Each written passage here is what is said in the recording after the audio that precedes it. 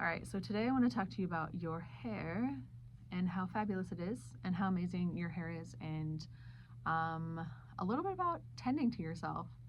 When I started my journey recently of just changing my practices and really kind of observing myself and these beauty practices, which I actually got inspired by a YouTube video to do, I began to notice something. And the thing that I was noticing was hair everywhere. And if you haven't studied yoga or the nervous system, we've probably been taught a lot of things about our hair. One of them is that it's dead, which is actually not true. Your hair is very alive, and it is an extension of your nervous system. In many cultures, it was considered to be an antenna or your connection to the divine or energy. There are so many stories about hair. Samson and Delilah in the Bible, where his hair got cut off. His hair was like his connection to God and his power. There's a lot more things. Sikhs are really big on their hair. They never cut their hair. Native Americans never cut their hair. They would allow it to grow down to the earth, and it was like their antenna to the divine. So hair kind of has this really, really amazing backstory, and I'll probably do more about that someday. But today I just want to give you a really, really easy, simple tool that I started doing to tend to myself and to my energy and to my nervous system, and to really choose to slow down. So I started looking around, and I kind of actually got a little bit grossed out, if I'm being honest, because I was noticing that nobody was brushing their hair. And it sounds kind of proper and, maybe like weird, but I noticed that there were no children had their hair brushed. Women didn't have their hair brushed. Their hair was in a bun. It looked like maybe they hadn't washed their hair in days. Even people who were fixing their hair probably had sprayed it with some dry shampoo and pulled it back into a bun, which, no judgment here. I'm not saying that I've been that woman. I am the hair bun queen, okay? But I just started noticing it everywhere. And it kind of got me thinking, like, how rushed are we? And why do we not have time to take 5 minutes to tend to a part of our body? So I started doing this with myself every day. I started doing this with my daughter. And I thought I would share this with you just as a practice. And maybe you'll be like, I never even thought about that. I haven't brushed my hair in like a year. Okay. And I have curly hair, so I never really brushed my hair. I would always just wash it and scrunch it and then go. So I started brushing my hair.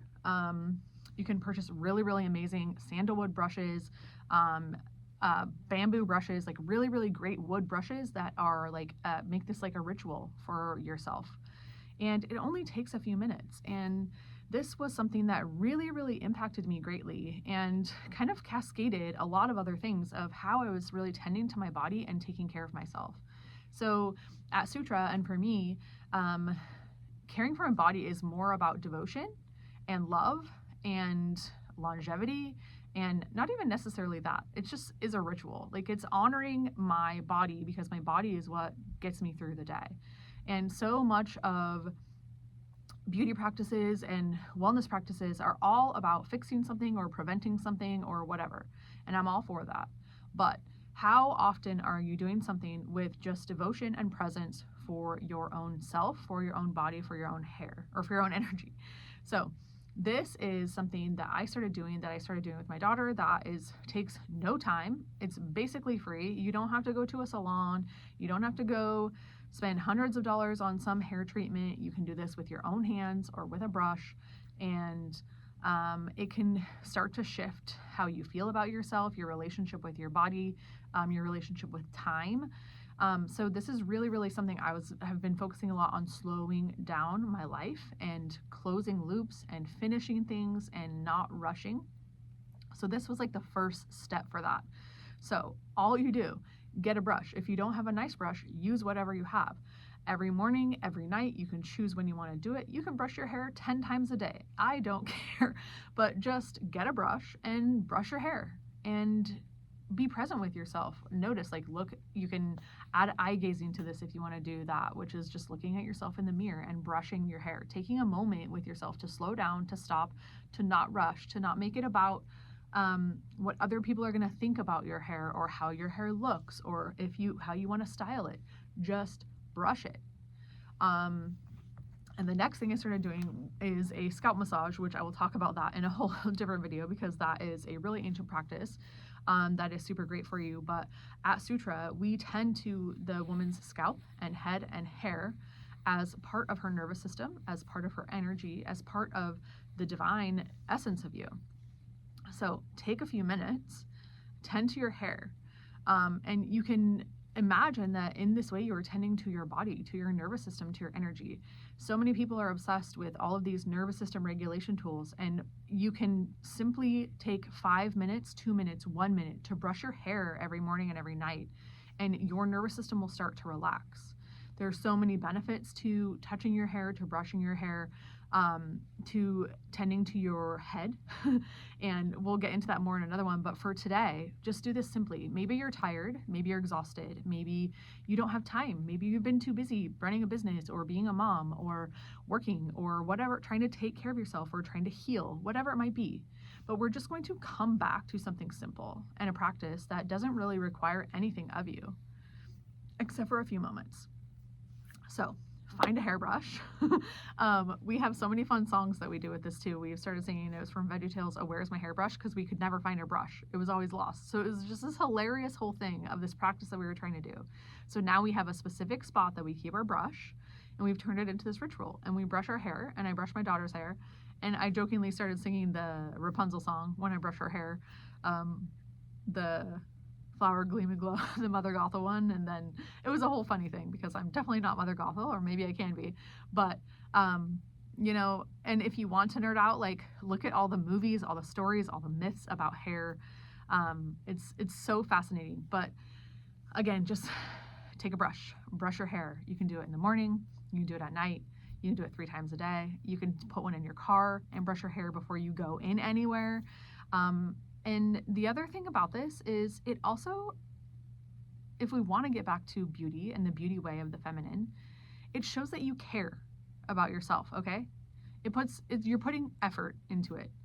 And I've started being able to notice like how people are probably functioning based on their hair. So if I'm around a mom who has a bunch of kids and none of their hair has been brushed, I can read that either they're rushing or they're not focusing on that or they're not tending to it and her hair isn't brushed either, or maybe she's exhausted, or maybe she needs, you know, some help, or she needs sutra.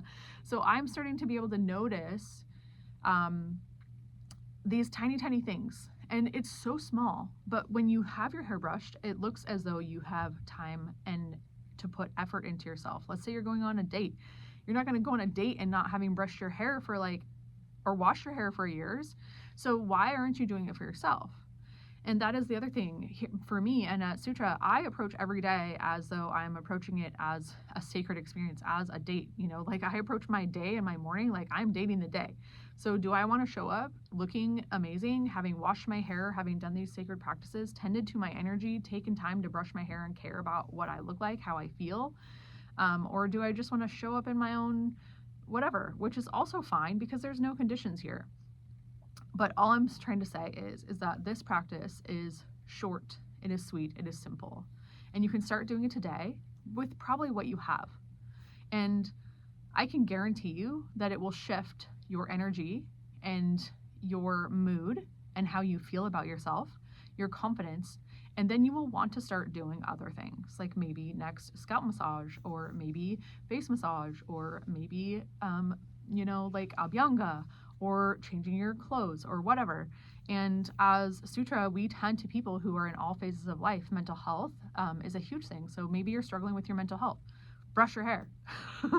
And it will literally change everything. So I just wanted to bring this practice to you, something I've started doing, and I hope that it will be impactful for you. And we will talk more about next steps that you can do and other simple rituals. At Sutra, we are all about women's wellness, women's energy, women's mental health, bringing simple practices that are ancient and divine to bring you back to your own essence, your own energy, and feel beautiful and feel feminine and feel alive. So I hope you take some time to brush your hair and maybe do it every day. All right, talk to you.